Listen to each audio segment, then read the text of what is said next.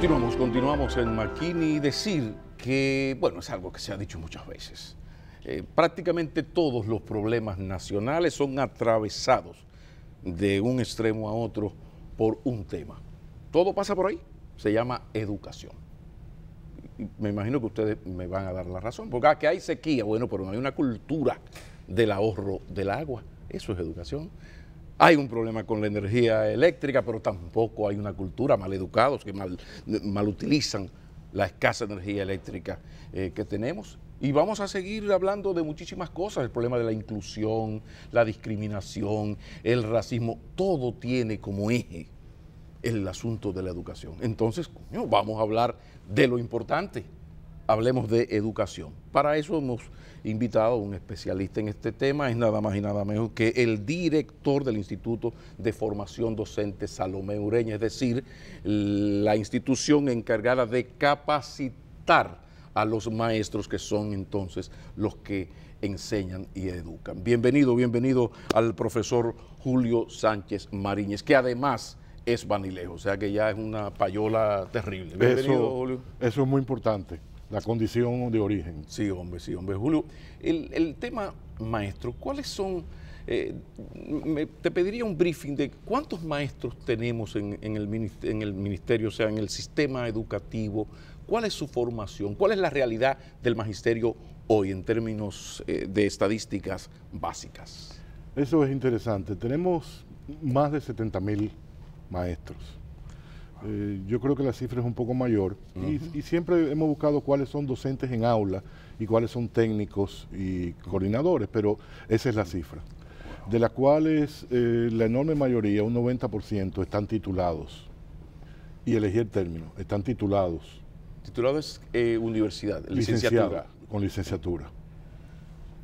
Eso está atendiendo una población que pasa de los 2 millones de estudiantes, en la cual es ahora alrededor de 1.500 centros, aproximadamente el 45% están en jornada extendida, y a finales del año próximo estará el 80% en jornada extendida. Amén. Lo cual quiere decir que es muy probable que subamos unos 5.000 a 8.000 nuevos docentes para cubrir esa tanda extendida.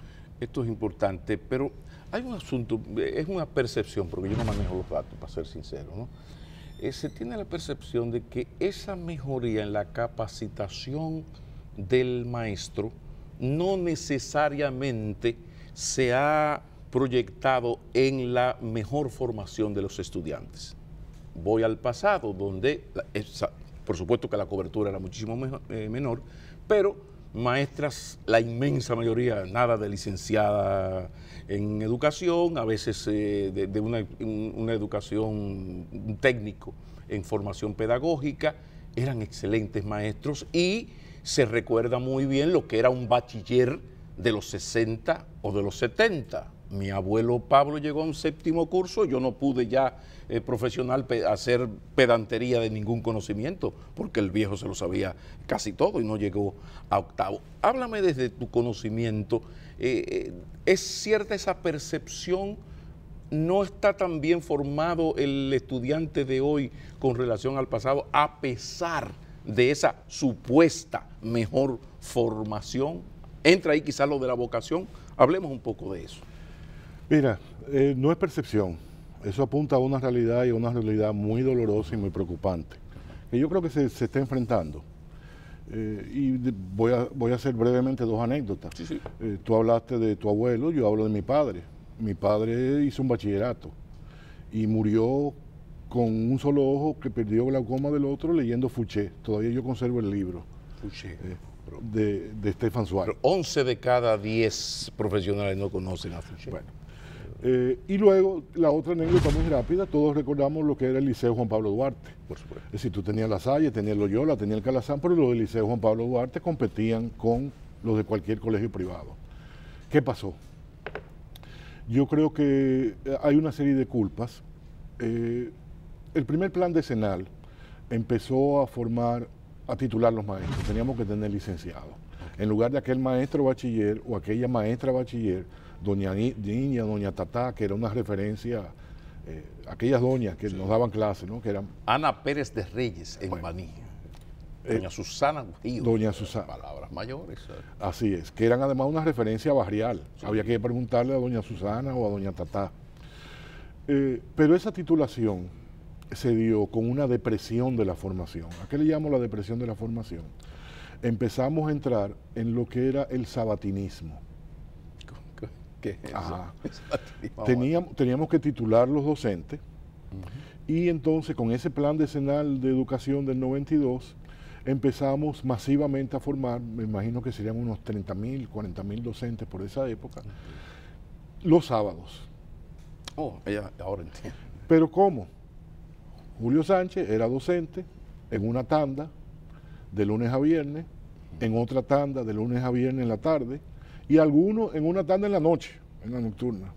Y entonces el sábado iban y tomaban las clases para titularse en educación, de manera que gente que me antecede me ha hecho anécdota de que habían docentes que se disparaban de una loma de Neiva, tenían un valor, no es culpa de ellos, a estudiar el sábado, después de una jornada de 5 días de trabajo.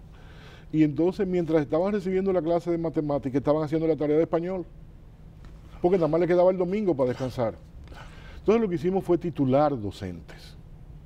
No necesariamente capacitar, formar que quede claro. docentes. No Mira, formar, que en quede claro. En la discusión del Pacto por la Educación, el que se firmó en abril del año pasado, hubo una serie de foros regionales. A nosotros nos encantan los foros en el país, pero esos fueron interesantes.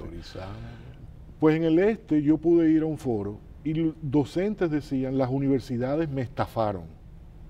¿Por qué? Porque yo fui mis 4 años en la universidad, los sábados, pero fui mis 4 años, y ahora resulta que no estoy bien formado. Entonces se creó un circuito perverso. No formamos los docentes, las universidades, ni el sistema, porque en lugar de liberarlos de tiempo para que pudieran estudiar, le dimos 2 y 3 jornadas de trabajo y estudia los sábados nada más. Decían cuando éramos pequeños, yo soy más viejo que tú, pero quizás tú lo oíste, que la letra con sangre entra, craso error. Pero mira, la letra con tiempo entra.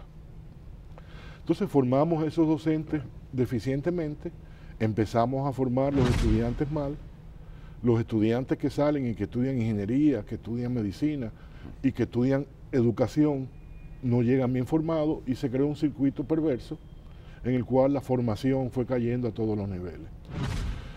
Culpa del maestro, yo no me atrevería a decir eso. Yo creo que los docentes fueron, y no por populismo, fueron héroes y heroínas, porque después de jornadas de trabajo, de 5 días a la semana, de 2 tandas y a veces hasta de 3, lo formábamos los sábados, pero no lo formamos bien.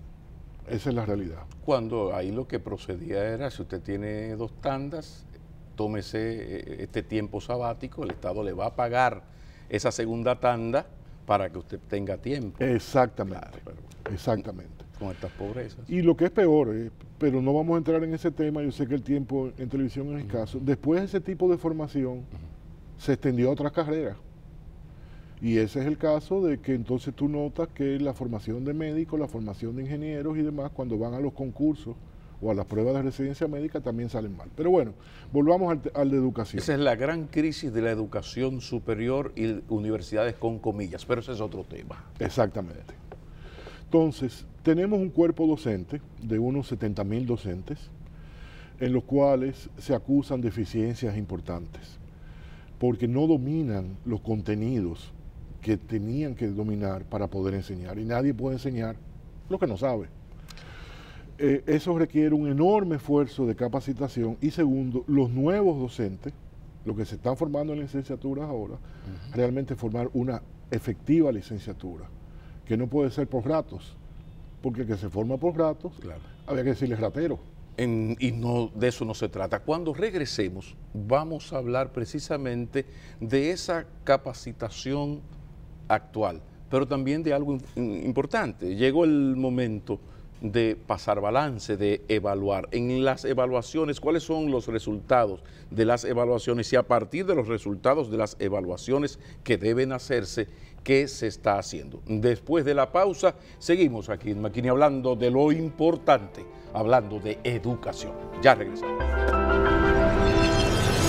Ahí hay 2 grandes problemas, 2 grandes responsables. Los sindicatos en general no son muy favorables a la educación.